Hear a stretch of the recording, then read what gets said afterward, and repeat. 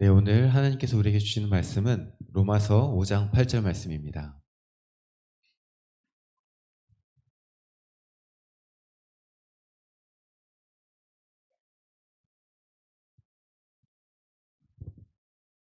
로마서 5장 8절 한 절 말씀인데요. 우리 한 목소리로 함께 읽도록 하겠습니다. 로마서 5장 8절입니다. 우리가 아직 죄인 되었을 때에 그리스도께서 우리를 위하여 죽으심으로 하나님께서 우리에 대한 자기의 사랑을 확증하셨느니라. 아멘. 네. 오늘 이제 수요일 말씀하고 주일 오후 말씀하고 다음 주 수요일까지 제가 전하게 됐는데요. 약간 좀 연결해서 준비를 했어요. 믿음에 대해서 우리가 어떤 믿음이 성장하는 데 어떤 것들이 필요한지 함께 좀 나눠보고자 준비를 한 건데 약간은 설교보다는 어떻게 보면 좀 강의 같은 느낌도 드실 수 있을 것 같아요. 같이 좀 즐겁게 따라와 주시면 감사하겠습니다. 예, 무더운 여름입니다. 저는 요즘에 아침에 땀을 흘리면서 깨고 있어요. 이제 눈이 부셔서 깨는 거 이전에 땀이 막 나서 깹니다. 집에 온도계가 있습니다. 일어나면 대체 몇 도야? 그러고 찾아봅니다. 30도쯤 됩니다. 아침부터. 애들이 있어서 더 더운 것 같습니다. 아마 오늘 내일 태풍이 온다고 하는데 그 후에나 조금 온도가 떨어질 것 같습니다. 그 전까지는 지난주도 그렇고 그 전주도 그렇고 계속해서 폭염으로 고생하고 있었고 또 여러분들도 고생하고 있었을 것 같습니다. 그런데 우리가 이 폭염 속에서 이 수요일 저녁에 피곤하신데 일도 하시고 각자가 이 하루를 이제 잘 쉬어야 되는 시간인데 이렇게 교회에 나와 계십니다. 어쩌면 정말 집에서 한 걸음도 나오고 싶지 않은 그런 계절 아닙니까? 그런데도 불구하고 우리는 이렇게 예배당에 나와서 예배를 드립니다. 왜 이러고 있습니까? 오늘 저는 청소년부 애들이랑 바다에 갔다 왔는데요. 또 이제 지사님, 권사님, 장로님이 이제 같이 도와주러 오셔서 시간 쓰시고 돈도 쓰시고 이렇게 같이 이제 놀아주고 운전도 하시고 그러고 또 가셨습니다. 왜 이러고 있습니까? 세상 사람들이 보면은 참 이상하다 싶을 것 같습니다. 왜 이러고 있습니까? 새벽에 보면은 새벽마다 나오시는 분들이 많이 계신데 새벽에 오시는 분들이 있습니다. 왜 이러고 있습니까? 그것은 우리 믿음 때문입니다. 우리는 모두 예수 그리스도를 주로 고백하고 하나님을 우리의 왕으로 믿는 사람들입니다.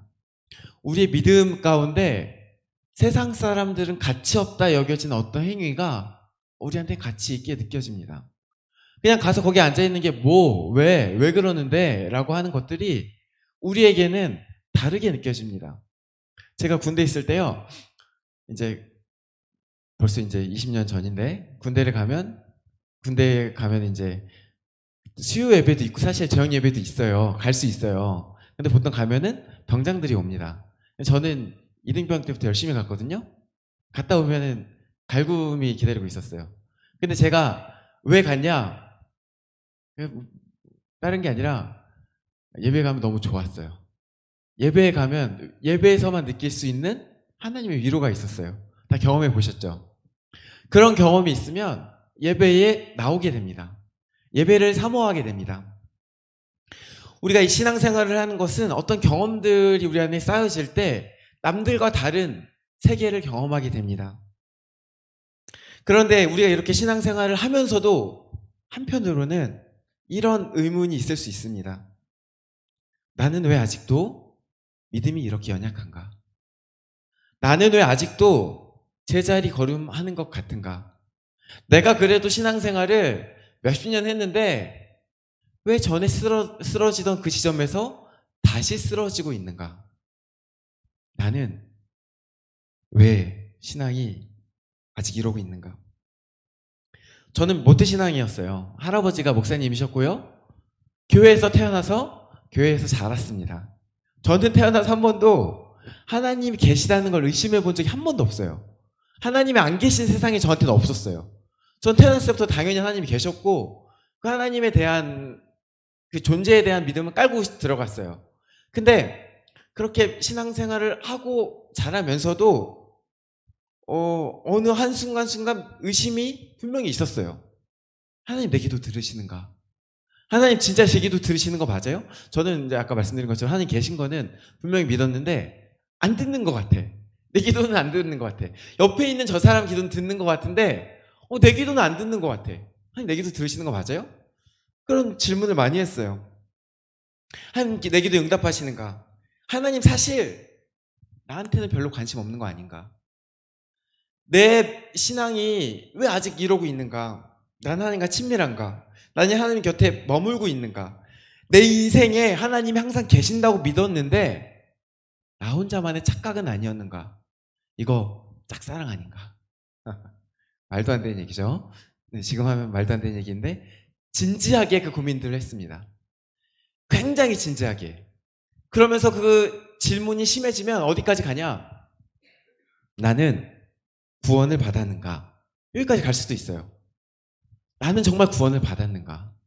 하나님 날 구원하셨는가?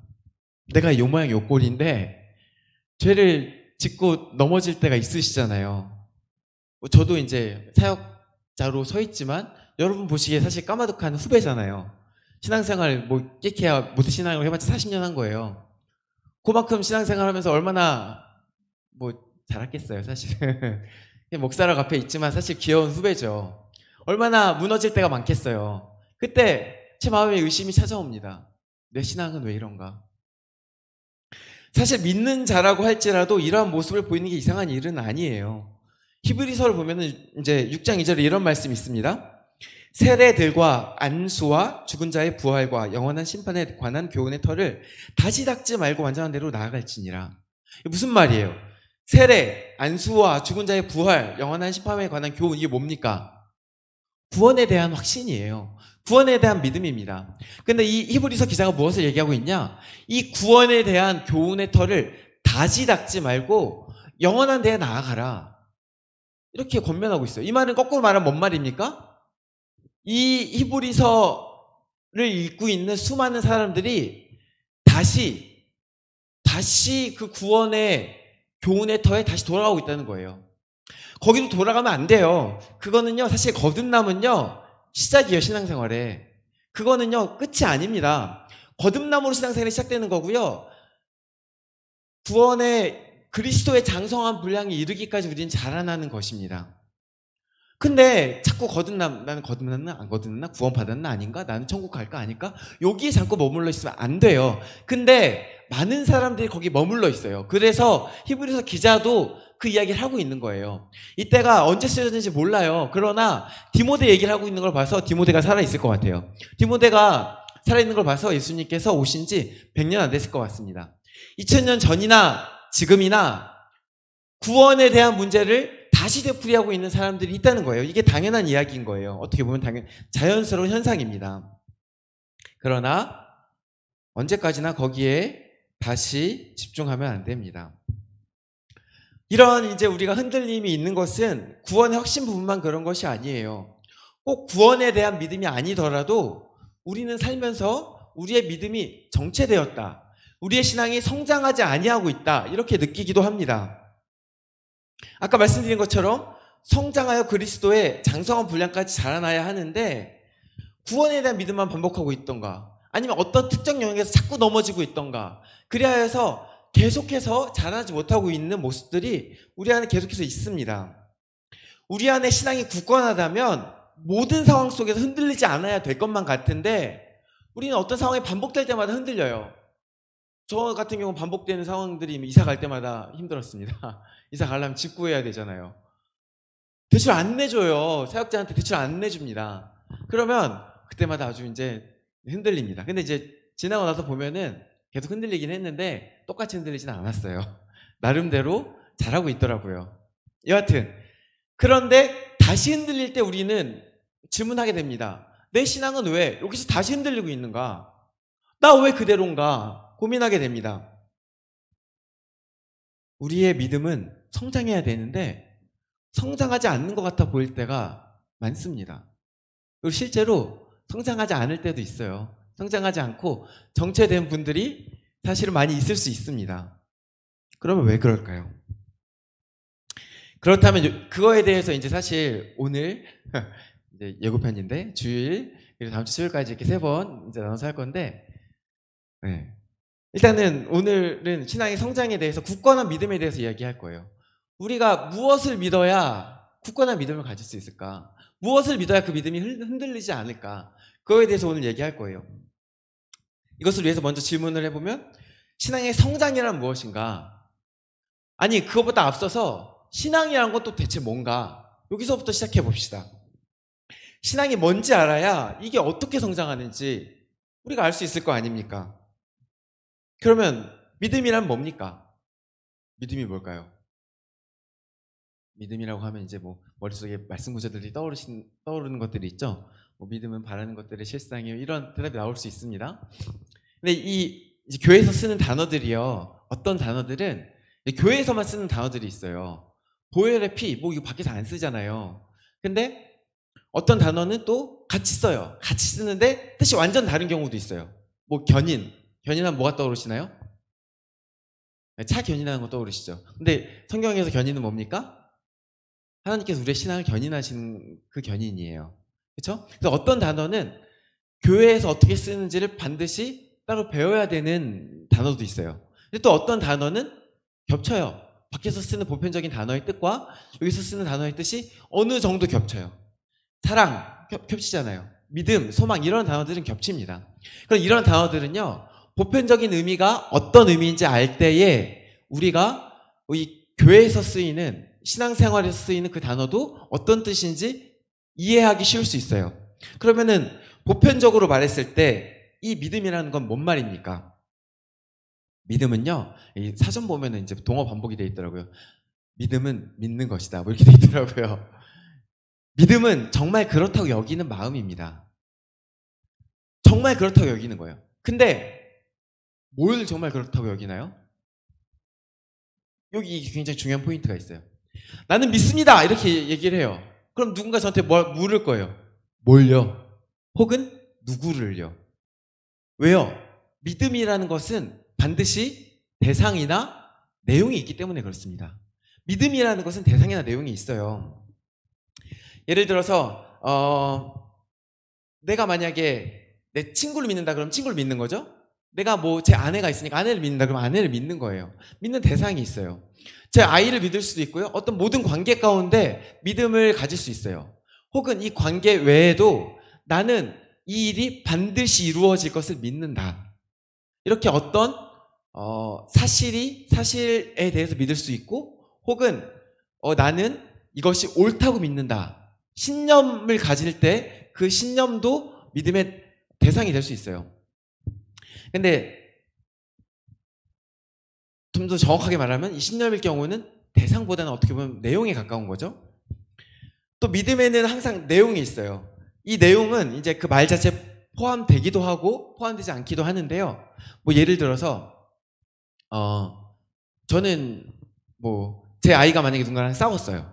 누군가랑 싸웠는데 제 아이가 누군가를 만약에 때리고 서로 치고받고 싸웠어요. 물론 이제 치고받고 싸운 거, 때린 것은 따로 가르쳐야 되겠지만, 또 한편으로는 나는 내 아이가 아무 이유도 없이 다른 사람을 함부로 때리지 않을 것을 믿을 수 있죠.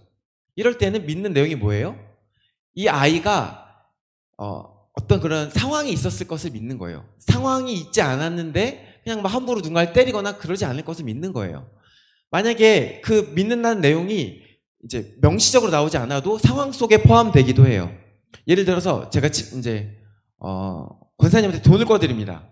한 5만 원 꺼드려요. 근데 그러면서 제가 한마디 해요. 권사님 믿습니다. 무슨 말입니까? 5만 원 갚으실 걸 믿는 거예요. 그 내용이 있는 겁니다. 믿음이라는 건 항상 내용이 있어요. 근데 이 내용이라는 표현을 바꿔볼까요? 이 내용은 결국은 다 문장으로 표현돼요. 갚을 것을 믿는다. 뭐 이제 저희 아내한테 만약에 밥 좀 줘 얘기를 하면서 믿을게 그러면 밥을 줄 것을 믿는다일 수도 있고, 맛있는 밥을 줄 것을 믿는다일 수도 있어요. 근데 여하튼 거기에도 항상 문장이 있어요. 다시 말해 보편적으로 말하는 이 믿음은 뭐냐? 문장을 믿는 거예요. 메시지를 믿는 거예요. 믿음은 메시지를 믿는 거예요. 이게 보편적인 의미입니다. 그러면 신앙생활로 이제 와서 조금 더 봅시다. 신앙생활에도 이 보편적인 믿음과 동일한 게 있어요. 이제 믿음의 대상과 내용이 있는데 여기 차이점이 있어요. 신앙생활에서의 대상은 어떤 차이가 있을까요? 우리가 교회에서 믿는 이 신앙생활에서의 대상은 어떤 특징이 있을까요? 여기 대상은 확실한 한 분만을 믿어요. 우리 기독교의 신앙의 대상은 그냥 우리 보통 말하는 내 친구를 믿는다, 뭐 권사님을 믿는다, 지사님을 믿는다, 이거는요 신앙이 아니에요. 신앙의 대상은 오직 하나님 한 분이에요. 만약에 우리가 어떤 신념을 이야기한다고 아까 믿는다고 했다고 했죠? 난 이 일이 옳다고 믿는다 이렇게 말할 수 있어요. 근데 이제 이게 만약에 기독교 안으로 들어왔어요. 이 교회 안으로 들어왔어요. 그러면 이건 어떻게 바뀌냐? 나는 하나님께서 이 일을 옳다고 하실 것을 믿는다. 이렇게 되는 거예요. 이 신앙이 들어올 때, 신앙 안에 들어올 때 믿음은 무조건 하나님을 향한 믿음인 거예요. 그게 성부 하나님이든 성자 하나님이든 성령 하나님이든 마찬가지입니다. 그리고 또 신앙의 내용은 어떻습니까? 아까 보편적 믿음에는 내용이 있다 그랬는데, 그리고 믿음은 곧 메시지를 믿는 거라 그랬어요. 근데 기독교 신앙에도 동일하게 내용이 있어요. 가장 우리가 이제 믿음 생활을 한 지 오래돼서 잘 기억이 안 나시겠지만, 믿음을 가지려면 맨 처음에 뭘 먼저 믿어야 되겠어요? 뭘 먼저 믿어야 되겠어요? 아까 하나님을 믿는다 그랬는데 하나님이 있는지 없는지 믿어야 될 거 아니에요. 하나님의 계심을 믿는다부터 시작해요. 하나님의 계심을 믿는다부터 시작하는데, 근데 성경 1장 1절은 뭐로 시작해요? 태초에 하나님이 천지를 창조하시니라. 그 하나님이 그냥 하나님이 아니라 천지를 창조한 하나님이 계신다. 여기서 시작하는 거예요. 이 하나님이 천지를 창조하신다가 이 모든 믿음의 시작이에요. 단순한 어떤 신적 존재가 아니라 그냥 뭐 사방에서 말하는 어떤 뭐 신기한 일을 행하는 어떤 초능력을 가진 존재, 그런 게 아니라 천지를 만드신 하나님을 믿는 거예요. 그 하나님이 계심을 믿는 거예요. 이 세상 모든 것을 만든 절대자가 있음을, 그걸 믿는 것을 시작하는 거예요. 그리고 또 뭘 믿어요? 여기서 한 걸음 더 나가서 세상을 만드신 그 하나님이 나를 만드신 걸 믿는 거죠. 또 그 하나님이 어떤 분이심을 믿어요. 다시 말해 하나님이 선하심을 믿어요. 하나님께서 자비가 무궁하신 분이심을 믿어요. 공의로우신 분이심과 악을 미워하신 분이심을 믿어요. 하나님께서 모든 것을 아시고 모든 것을 하실 수 있는 분이심을 믿어요. 이런 내용들이 기독교 믿음의 내용들이에요. 근데요, 이걸 우리가 어떻게 알고 믿게 됐어요? 말씀을 믿어요. 그래서 기독교의 믿음은 대상이 있는데 그 대상은 뭐예요? 그건 말씀이에요. 보편적인 믿음은 그냥 어떤 메시지들인데, 이거는 철저하게 말씀을 믿는 거예요. 봐봐요. 하나님께서 나를 구원하시는 걸 믿는다. 괜찮아요. 좋아요. 말씀에 그 근거가 있어요. 근데 하나님께서 지금 내가 기도하면 지금 비를 내리실 것을 믿는다. 이거 믿어도 되는 겁니까? 말씀 어디에 그런 얘기가 나와요? 의인의 기도는 간혹 들으신다는 말씀은 있어요. 그런데 하나님께서 지금 내가 기도했을 때 당장 무조건 들어주시는 분이다라는 말씀은 전혀 없어요. 근데 우리가 가끔 기도할 때 이런 실수를 범하기도 해요. 주여 믿습니다 하면 모든 것이 해결됩니까? 사실 아니에요. 말씀 안에 있는 것을 믿는 것은 괜찮아요. 그러면 사실은 기도가 바뀌어야 돼요. 뭘 믿어야 돼요? 지금 제가 구하지만 선한 것을 주실 것을 믿습니다. 왜요? 선한 것을 주신 하나님에 대해서 이게 말씀이 있으니까. 또 성경에 어떤 말씀이 있어요? 내 얼굴을 도우신 하나님이라는 표현이 있어요. 옛날 번역인데, 내 얼굴을 도우시는 하나님. 하나님 내 얼굴을 도우실 것을 내가 그럼 믿고 그것을 구할 수 있어요. 하나님 제가 지금 낭패당하게 생겼어요. 하나님 제 얼굴 좀 도와주세요. 이거 믿어도 돼요. 왜요? 말씀에 있으니까요. 결국 기독교 신앙은요, 말씀을 믿는 거예요. 그러면 이 믿음이 성장한다는 것은 어떤 것일까요? 여러 가지 영역이 있어요. 그 중에서 오늘은 아까 예고드린 것처럼 믿음이 굳건해지는 것, 흔들리지 않는 것에 대해 이야기할 거예요. 믿음이 어떻게 흔들리지 않게 될 수 있을까요? 어떻게 하면 믿음이 흔들리지 않을 수 있을까요? 반대로 말하면 믿음이 언제 흔들릴까요? 성경에 믿음이 흔들린 사람이 많이 있습니다. 가장 먼저 믿음이 흔들린 사람이 있으면 누구일까요? 가장 먼저니까 창세기겠죠? 네, 우리 이제 하와님께서 먼저 믿음이 흔들리셨어요. 근데 그 과정을 잘 봅시다. 하와에게 뱀이 와서 묻습니다. 하나님이 참으로 너에게 동산 모든 나무 열매를 먹지 말라 하시더냐? 하와가 뭐라고 대답합니까? 창세기 3장 3절입니다. 동산 중앙에 있는 나무의 열매는 하나님의 말씀에 너희는 먹지도 말고 만지지도 말라. 너희가 죽을까 하노라 하셨느니라. 하나님 만지지 말라고 했어요? 아니에요. 하나님 먹으면 죽을까 하노라 하셨어요? 아니에요. 뭐라고 말씀하셨냐? 선악을 알게 하는 나무의 열매는 먹지 말라. 먹지도 말고 만지지 말라 아닙니다. 먹지 말라. 네가 먹는 날에는 반드시 죽으리라. 이게 하나님의 말씀이에요.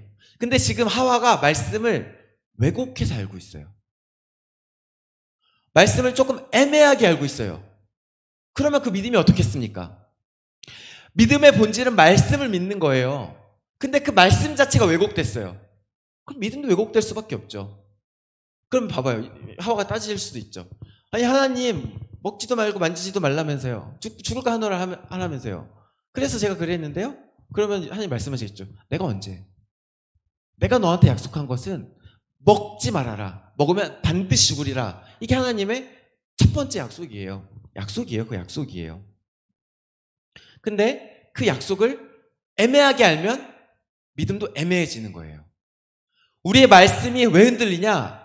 말씀을 똑바로 몰라요. 그래서 말씀 사실 암송하는 거 굉장히 중요합니다. 말씀을 그대로 암송하는 거 굉장히 중요합니다. 뭐 옛날에 수련회 가면은 암송할 때 뭐 한 토시 틀린다고 빠꾸 다시 이러잖아요.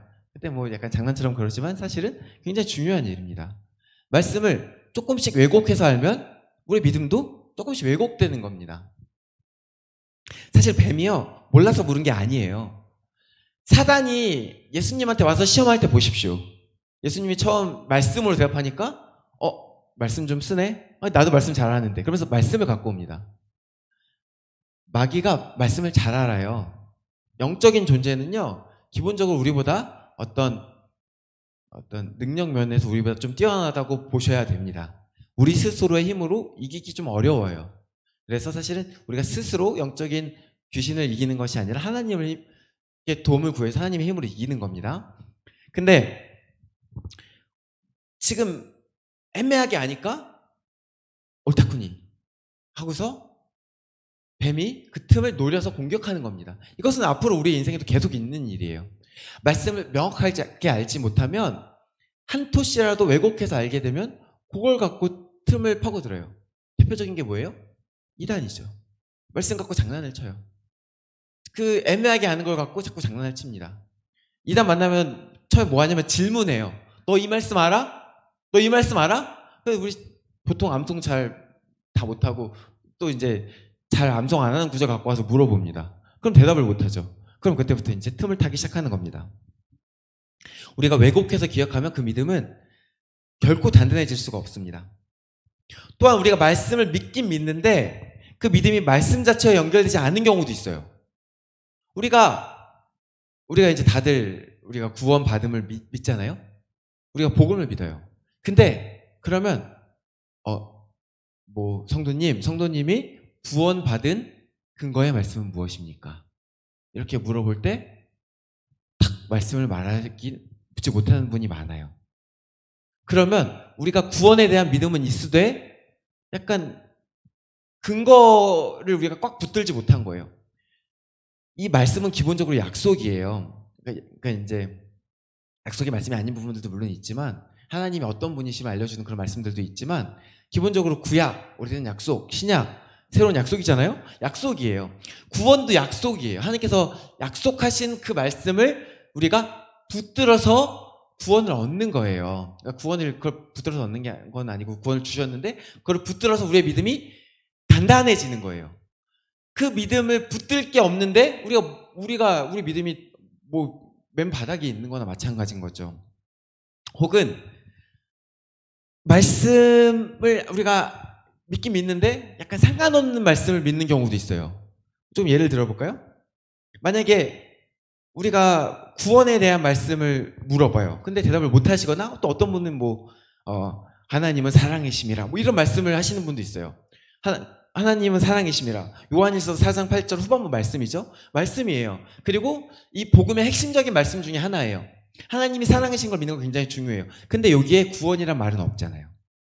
그래서 구원에 대한 말씀은 뾰족하게 아니에요. 복음에 대해서 우리가 구원에 대해서 믿고자 한다면 사실은 구원에 대한 말씀을 명확히 알아야 돼요. 우리가 가장 잘 알고 있는 말씀 있잖아요. 하나님이 세상을 이처럼 사랑하사 독생자를 주셨으니 이는 저를 믿는 자마다 멸망치 않고 영생을 얻게 하렵니다. 예수님을 믿으면 누구나 영생을 얻는다. 이거 구원에 대한 말씀이에요. 누구든지 영생을 얻을 거예요. 요한복음 3장 16절 말씀이죠. 사도행전 16장 31절에 이거 제가 되게 좋아하는 말씀인데 주 예수를 믿으라. 그리하면 너와 내 집이 구원을 얻으리라. 구원을 받으리라 하고. 너와 내 집이 주 예수만 믿으면 돼요. 사실 주 예수만 믿으면 구원은 받아요. 그게 복음의 가장 기초적인 거예요. 그냥 예수님 그럼 끝이에요. 또 로마서 10장 13절에 주를 부르는 자는 구원을 얻으리라. 누구든지 주를 부르는 자는 구원을 얻으리라. 그 말씀이 나와 있어요. 예수님을 부르기만 하면 돼요. 예수님을 부르기만 하면 그 사람에게 구원이 준비되어 있어요. 근데 또 이런 구절도 있어요. 이것도 제가 되게 좋아하는 말씀인데 로마서 10장 10절 말씀입니다. 또 사람이 마음으로 믿어 의에 이르고 입으로 신하여 구원에 이르느니라. 구원에 대한 말씀은 맞아요. 근데 여기에는 또 사람이 마음으로 믿어 의에 이르고 입으로 신하여 구원에 이르느니라. 뭘 믿는지에 대한 내용은 없어요. 뭘 믿는데? 앞에 나와요. 사실은 10장 9절에 뭐라고 나오냐? 네가 만일 네 입으로 예수를 주로 시인하며 또 하나님께서 그를 죽은 자 가운데 살리신 것을 내 마음에 믿으면 구원을 얻으리라. 이거랑 연결해서 믿어야 돼요. 다시 말해 예수님을 믿으면 구원을 얻으리라가 사실 복음의 핵심이잖아요. 그것만 사실은 그와 관련된 구절만 찾아서 내가 외워도 단단해져요. 누가 와서 물어봐요. 너 구원 받았어? 나 잘 모르겠는데 느껴지진 않아. 근데 나 구원 받았어. 왜? 근거가 뭐야? 성경에 이렇게 나와 있잖아. 나 예수를 주로 시인했어. 성경에 예수를 주로 시인하면 구원 얻는데 난 그래서 구원 받았어.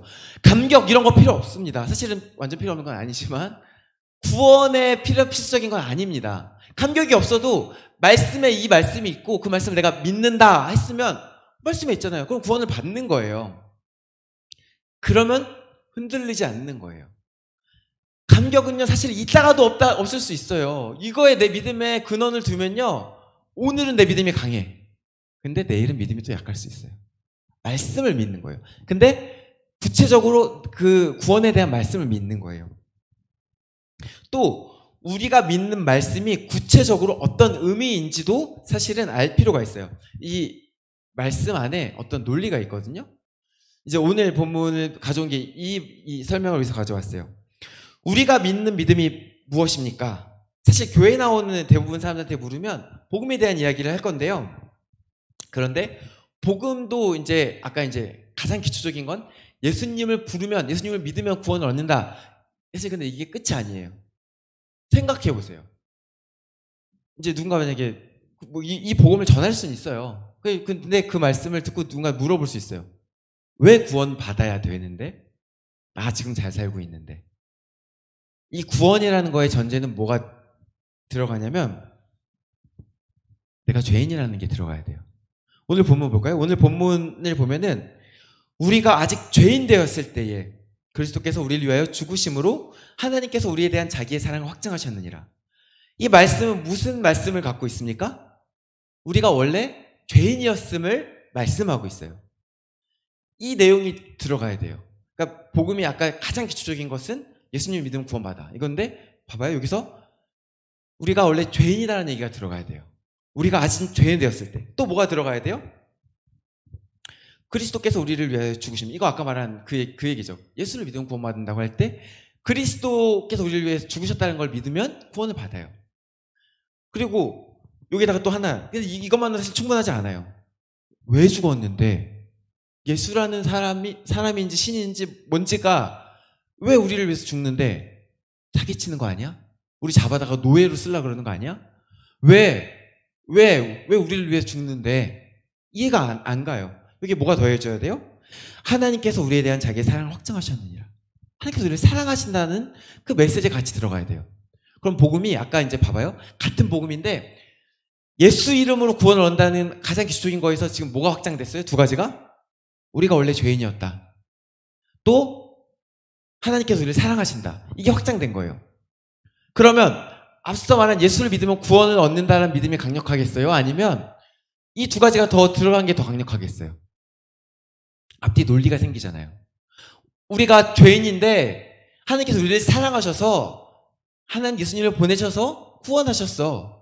그러면 이 한 문장을 믿는 거, 예수님을 믿으면 구원을 받는다. 그 한 문장을 믿는 것보다 이 세 문장을 믿는 게 더 강력할 수밖에 없어요. 이 안에 논리적인 구조가 생기거든요.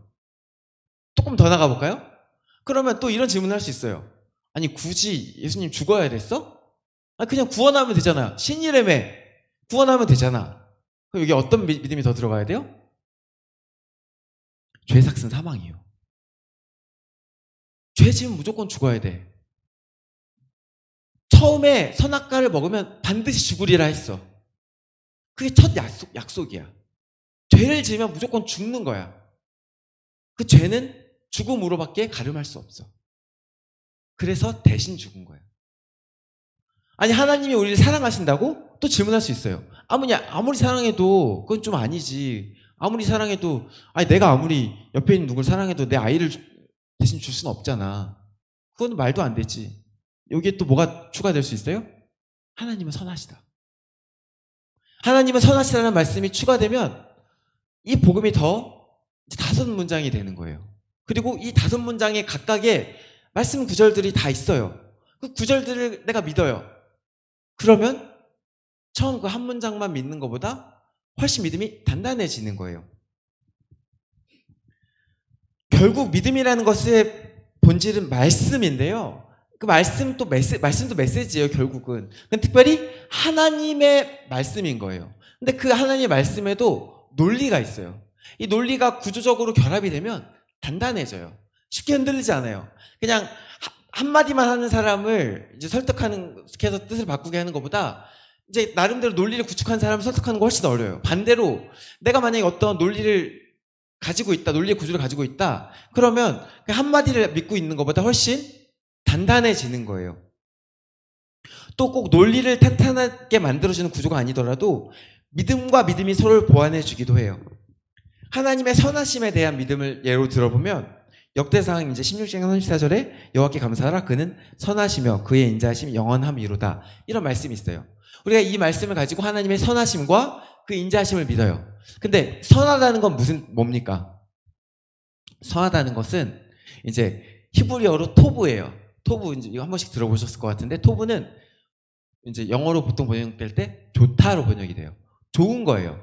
근데 이 좋은 거에 포함되는 게 되게 많아요. 인자하심도 선한 거고, 긍휼히 여기시는 것도 선한 거죠. 그 다음에 또 절제도 선한 겁니다. 여러 가지 선한 것들이 있어요. 신실한 것 선한 것입니다. 자비도 선한 것입니다. 성경은요, 근데 성경의 어떤 구절은 하나님의 선하심을 이야기하지만 어떤 구절은 또 뭘 이야기해요? 하나님의 신실하심을 이야기해요. 또 어떤 구절은 하나님께서 노하기를 더디하시며 자비가 크신 분임을 말씀하고 있어요. 그리고 심지어 그 사건을 기록해 놓기도 해요. 봐라, 하나님이 아브라함한테 약속한 것을 440년이 지난 이후에도 지키셨다. 그만큼 신실한 분이시다. 이렇게 어떤 사례까지 기록해놔요. 그러면은 우리 안에 만약에 그 신실하신 하나님에 대한 믿음이 강해져요. 그러면 자연스럽게 선하신 하나님의 믿음도 강해지는 거예요. 왜요? 선하심에 속해 있기 때문에 그래요. 선하심에 속해 있는 여러 가지 내용들이 각자를 믿을 때 선하심에 대한 믿음도 강해지는 거예요. 어떤 논리적인 구조가 아니더라도 말씀과 말씀이 서로 연결되는 거예요. 제가 만약에 이제 어떤 권사님한테 돈을 꿔주면서 돈을 갚을 걸 믿는다고 쳐요. 근데 이분과 내가 생활해 보니까 거짓말도 안 하시고 이분이 자기 말은 꼭 지키시고 책임감 있으신 분이시더라. 이런 다른 메시지가 같이 있다면 이 분이 나에게 꼭 그 돈을 갚을 거라는 믿음이 더 강해질 수밖에 없죠.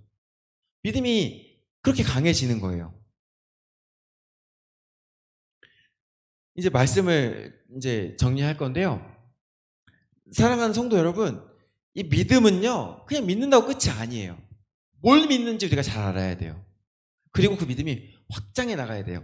방금 이 믿음이 서로 보완한다 그랬죠. 어떤 믿음이 다른 믿음을 더 강하게 만들고 믿음과 믿음이 논리를 이루어서 구조를 이루어요. 이게 뭔지 아세요? 이게 세계관이에요. 기독교적 세계관을 가지게 되면 하나의 메시지뿐 아니라 내 세계 자체가 하나님의 세계관을 갖게 되는 거예요. 성경적 세계관을 갖게 되는 거예요. 이거 안 흔들려요. 이거 아무리 세상이 요동쳐도 평안하게 돼요. 여러 가지 사건들이 올 때 다양한 케이스에 대한 믿음이 나한테 있어요. 그럼 흔들리지 않아요. 믿는다고 그냥 끝나는 게 아니에요. 우리의 믿음은요, 결국 믿음에서 믿음으로 이르는 거거든요. 그게 신앙생활인데, 믿음으로 시작해서 더 큰 믿음에 도달하는 게 믿음 생활이에요. 근데 그 믿음이 어떻게 자라냐? 그 믿음이 한 문장을 믿는 게 아니라 이 말씀에 있는 수많은 말씀들을 믿는 거예요. 말씀을 믿는 걸로 시작하는 거예요. 한 말씀을 믿는 걸로 시작하는데 그 한 말씀을 믿는 것에서 끝나는 것이 아니라 2개의 말씀을 믿는 거예요. 3개의 말씀을 믿는 거예요. 10개의 말씀을 믿는 거예요. 그래서 점점 더 많은 말씀을 내 안에 믿고 그 믿음들이 서로 연합하여 그 안에서 서로가 서로를 보완하고 그 안에 논리가 생기고 그게 정리될 때 이 믿음이 흔들리지 않는 거예요. 언제 이런 게 그렇게 정리될까요? 사실 이건 성경 공부할 때 정리가 됩니다. 이거는 그냥 말씀을 이렇게 매주 이렇게 들으시면 그것으로 정리하는 것은 보통 쉽지 않으시고 성경 공부를 통해서 이건 이거다, 저건 저거다 하면서 정리가 되고 논리가 생기고 논리도 배우고 그 다음에 하나님의 선하심에 대한 구절도 이 구절도 배우고 저 구절도 배우고 또 신실하심에 대한 것도 이 구절도 배우고 저 구절도 배우면서 그것들이 서로 연합해지는 거, 단단해지는 겁니다. 그러면 믿음이 좀처럼 흔들리지 않게 되는 거예요. 이 성경책 말씀드린 것처럼 이 성경책 전체가 결국 하나님의 말씀이에요. 그러면요, 이 말씀에 복음에 대한 말씀만 있습니까? 아니죠. 사실 복음은, 거듭남은 그 시작일 뿐이에요. 다른 말씀들 많잖아요. 복음과 상관없어 보이는 말씀이 굉장히 많아요. 근데 하나님 왜 말씀을 주셨을까요? 그게 다가 아니라는 거예요. 결국은 점점 더 많은 말씀이 내 안에 생기고 여러 가지 말씀들이 어떻게 보면은 구원에 대한 말씀이랑 상관없어 보이는 말씀들이 계속 생겨요. 근데 그것들이 서로 연합하여 집을 이루어가야 돼, 안에. 그래서 내 안에 집이 생기죠? 말씀으로 집이 생기죠? 결코 무너지지 않습니다. 무슨 일이 있어도 무너지지 않습니다. 그게 믿음이 성장하는 것 첫 번째, 믿음이 단단해지는 것입니다. 바라기는 이런 역사가 우리 성도님들 사이에 있었으면 좋겠어요.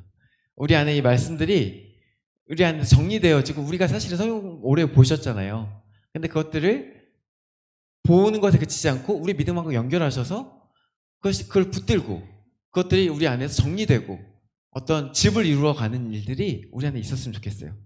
그리하여 맨날 똑같은 신앙생활을 하는 것 같아 보이는 그런 삶이 아니라 전에는 흔들렸어도 오늘은 좀 덜 흔들리고 전에는 쓰러졌어도 내일은 안 쓰러지는 그런 신앙생활. 그래야 결국에는 이 세상 가운데 있는데 우리가 어떻게 보면 정말 악해서 지옥과 같아 보이는 세상 가운데 있는데 그럼에도 불구하고 천국을 누리는, 그럼에도 불구하고 온갖 사방의 것들 나를 흔들어도 나는 평안하고 나는 기쁘고 나는 즐거울 수 있는 그 하나님 나라를 누리는 저와 여러분 되시기를 주님의 이름으로 축원합니다. 함께 기도하시겠습니다. 사랑하는 하나님, 우리에게 믿음을 허락하시고 우리에게 그 믿음을 주시기 위해 말씀을 허락하신 아버지 하나님 감사합니다. 주께서 바라시는 것은 우리가 단순히 한두 마디의 말씀을 믿고 작은 믿음을 가지고 멈추는 것이 아니라 점점 더 많은 믿음을 가지고 그 믿음 속에 하나님의 뜻을 분별하고 그로 인해서 우리 믿음이 날마다 굳건하여지고 세상 가운데 흔들리지 않는 믿음을 우리에게 허락하실 것을 원하시는 것을 믿습니다. 주님 바라기는 우리 한 사람 한 사람의 마음 가운데 그러한 믿음을 사모하는 마음을 주시옵소서.